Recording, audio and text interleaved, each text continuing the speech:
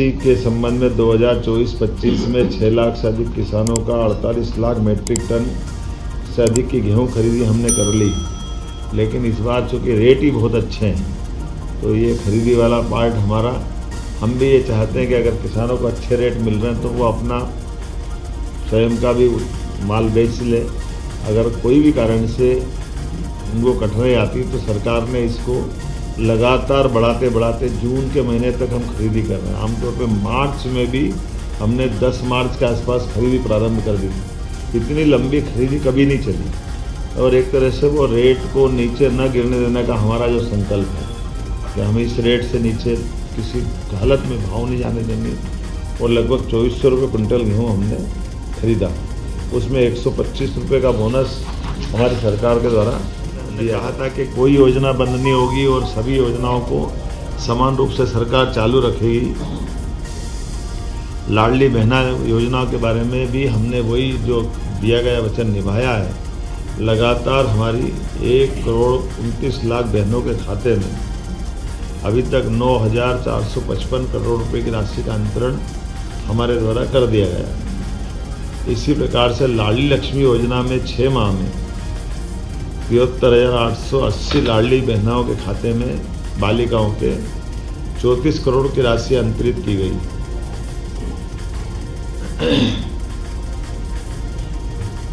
रसोई gas cylinder के लिए 45,90,000 बहनों के खाते में 118 करोड़ की राशि का अंतरण किया है। आपकी जानकारी के लिए कि बहनों को जो हमने कहा था कि 450 रुपये में गैस सिलेंडर देंगे गरीब बहनों को, तो वो हम बराबर दे रहे हैं। चुनाव में बहुत झूठ बोला गया कि ये नहीं दे रहे हैं। हमने उनको चुनौती दी थी कि बताएं ये पैसे जा रहे हैं कि नहीं जा रहे हैं, और ये मैंने बताया आपको कि 118 करोड़ रुपया उनके खातों में गया है। और छोटी मोटी संख्या नहीं है, 45,90,000 लाडली बहनें हैं जिनके खाते में ये रसोई गैस का सिलेंडर का पैसा गया है। शिक्षा के मामले में जैसे हमारी सरकार ने GER में देश के औसत से भी आगे अपना स्थान बनाया है, राष्ट्रीय औसत से, उसी प्रकार से नई शिक्षा नीति में जैसे देश में सबसे पहले मध्य प्रदेश आया था, 55 एक्सीलेंस कॉलेज इसी सत्र से पूरे प्रदेश में हम खोलने जा रहे हैं,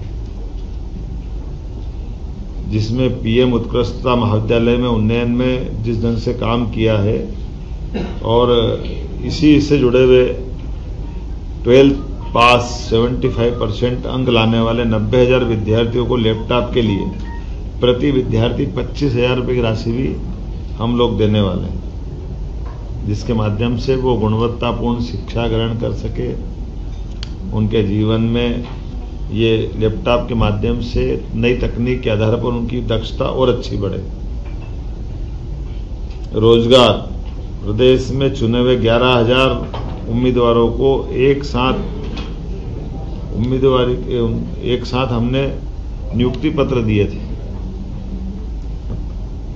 7 लाख युवाओं के रोजगार दिवस के 5,000 करोड़ के ऋण राशि उनके व्यापार व्यवसाय के लिए उपलब्ध कराई है और स्टार्टअप को प्रोत्साहन कर रहे हैं। कॉलेज के स्तर पे भी कोशिश की है कि पहले शहरी क्षेत्र में भी सभी महाविद्यालयों से अपेक्षा की गई कि वो अपनी बसें चलाएं, ताकि बच्चों को आने जाने के लिए अपने अपने महाविद्यालय में वो अपनी पढ़ाई ठीक से कर पाए। गांव गोद लेने की स्कीम भी कॉलेजों को, लगभग 2,000 गांव कॉलेज गोद लेंगे।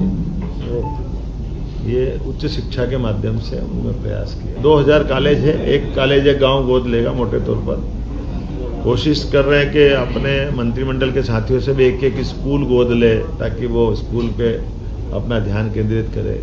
अधिकारियों से भी इसी प्रकार से कहा है कि वो भी अपने लिए इसी प्रकार से पर्यावरण से जुड़े हुए और प्रदेश के अंदर कुछ यूनिक काम भी किए, जैसे IIT का डीप टेक रिसर्च सेंटर हमने अपने प्रदेश में बनवाया है, जिसका भूमि पूजन हमने किया है।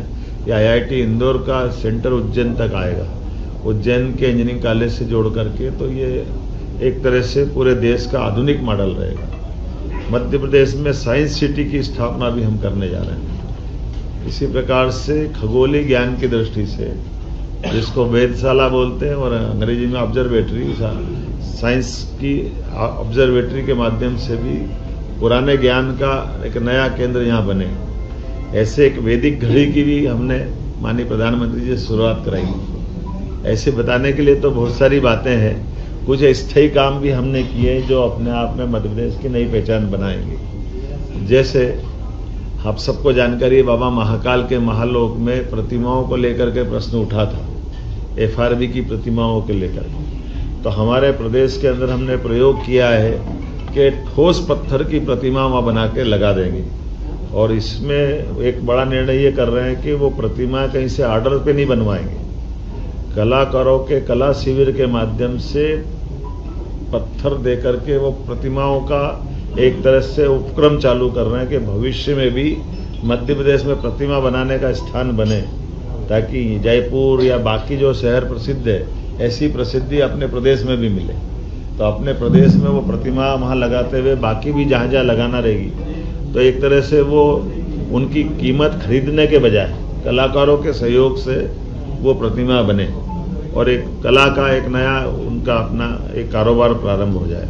3 माह में कुछ निर्णय किए थे। 3 माह आप सबकी जानकारी में आचार संहिता के दरमियान चले गए, लेकिन उसके बावजूद भी सीमित दायरे के अंदर जो शासन की व्यवस्था हो सकती है, लोकसभा का इतना बड़ा चुनाव कराना, और जैसे मैंने पहले भी कहा था कि ये हमारे लिए बहुत बड़ी चुनौती थी, लेकिन मैं आपका भी आभार मानता हूँ, सभी इससे जुड़े हुए पक्षों का भी मानता हूँ और विपक्षी दल के लोगों का भी मानता हूँ कि सबके साथ मिलकर के चारों चरण के चुनाव में किसी भी जिले में ऐसी कोई घटना नहीं हुई जिससे हमारा ये लोकतंत्र का पावन पर्व कहीं कलंकित हो। मुझे इस बात का संतोष है।